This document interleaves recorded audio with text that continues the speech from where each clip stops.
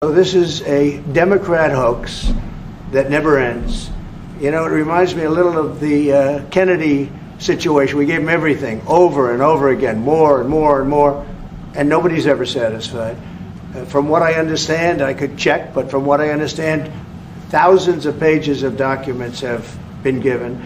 But it's really a Democrat hoax because they're trying to get people to talk about something that's totally irrelevant to the success that we've had as a nation since I've been president. So Donald Trump is facing backlash like never before. He never expected the fallout from the Epstein scandal to reach this level or to face pushback from within his own party. But that's exactly what's happening.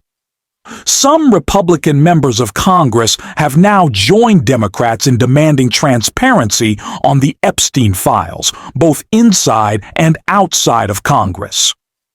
We saw that clearly when Representatives Ro Khanna and Thomas Massie stood alongside survivors at a press conference, where those brave individuals told their stories, only to then be attacked by Trump himself. Yes, instead of addressing the issue, he's going after the survivors. We're going to break down Trump's latest meltdown, including his bizarre exchange with the Polish president in the Oval Office. But first, I want to start with what set him off earlier: the situation with crime in Washington, D.C. Washington, D.C., 3 weeks ago, it was the same or worse. And now it's considered a totally safe zone. Restaurants are open, they're bustling. Restaurants, you have to see, restaurants were dying. Nobody wanted to go out. They didn't want to be attacked. They didn't want to be mugged. They didn't want to be attacked even in the restaurant. And you take a look at what's happened. Friends of mine that haven't gone to a restaurant in 4 years, one of them went out 5 times in the last 2 weeks to a restaurant with his family. They feel totally safe. Washington, D.C. is a totally safe city. You're not reporting any crime because there is none. They said crime is down 87%, and I said, no, it's not. It's down 100%. We have a great thing going. I could do that with Chicago. We could do that with New York. We could do it with Los Angeles.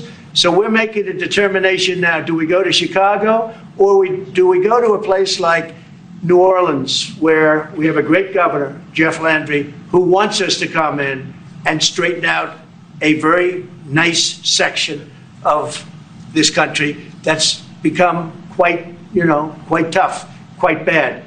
So it's honestly embarrassing that this is the person representing the United States on the world stage.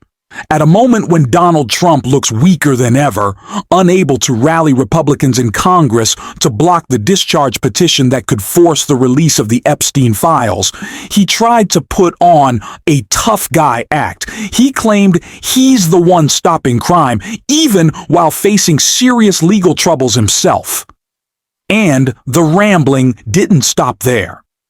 In front of another world leader, Trump launched into a confusing tangent about tariffs, trying to sound strong before the conversation quickly turned to the very topic he's been desperate to avoid: Epstein. You talked about how historic these tariffs have been, bringing in revenue, additional revenue for our country. You've also mentioned before they could possibly replace federal income tax. Possible. Do you think that someday it's possible? It used to be.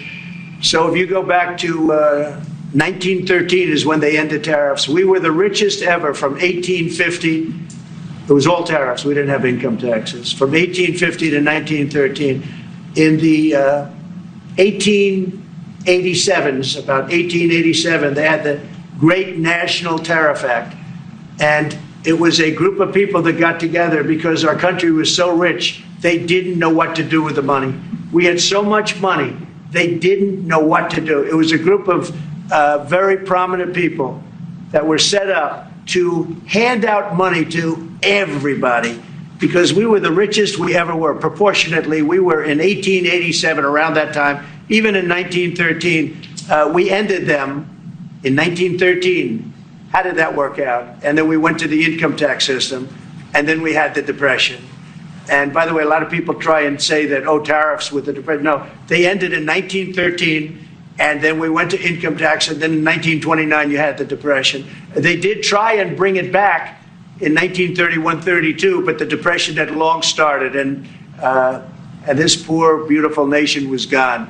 it was gone. We suffered for 25 years. Took 25, 30 years to really recover from the Depression. And we don't ever want to see that happen again. The tariffs are vital to the success of this country. When I say I ended 7 wars, at least half of those wars were ended because of the power of tariffs. I was able to... At this point, Donald Trump doesn't even seem to know what he's saying. It's all political theater. Performance without a script. And as I've said before, it's hard to pull that off when you don't actually know your lines. Take his latest bizarre claim. He spun a story about $30 billion supposedly just sitting around the White House waiting to be found on some kind of tariff shelf. Of course, that's not how any of this works, but it shows how detached he is, surrounded by yes men who never push back. Even behind the scenes, his explanations make little sense. But here's what Trump does understand. He desperately wants the Epstein story to disappear. And that became crystal clear the moment a reporter asked him about it. He completely lost his composure. Mr. President, right now, there have been survivors of Jeffrey Epstein speaking at a press conference on Capitol Hill. They're calling for these case files, these documents to be released. And Thomas Massey, who is sponsoring a discharge of physicians who get the House to vote on releasing those documents, says he doesn't believe you're implicated in these files, but many of your friends and donors may be, and he says that's why the Justice Department is redacting them and slow-walking the release. Is the Justice Department protecting any friends or donors, sir? So this is a Democrat hoax that never ends. You know, it reminds me a little of the Kennedy situation. We gave him everything over and over again, more and more and more, and nobody's ever satisfied. From what I understand, I could check, but from what I understand, thousands of pages of documents have been given. But it's really a Democrat hoax because they're trying to get people to talk about something that's totally irrelevant to the success that we've had as a nation since I've been president. Even if you look at D.C. right now, D.C., it's a totally safe zone. It's called a safe zone. That's a term. It's a term of art. It's a safe zone because it's very safe. You can walk down the street now and nothing's going to happen. No crime, no murders, no nothing. Because we had a lot of problems with certain places, and we still do. All run by Democrats, or for the most part run by Democrats. So what they're trying to do with the Epstein hoax is get people to talk about that instead of speaking about the tremendous success like ending 7 wars. I ended 7 wars. Nobody's going to talk about because they're going to talk about the Epstein whatever. Sir, I understand that we were subpoenaed to give files, and I understand we've given thousands of pages of files. And I know that no matter what you do, it's going to keep going. And I think it's enough because I think we should talk about the greatness of our country and the success that we're having.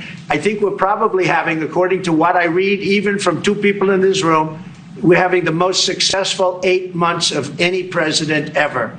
And that's what I want to talk about. That's what we should be talking about, not the Epstein hoax. When did you make a decision on Ukraine, Mr. President?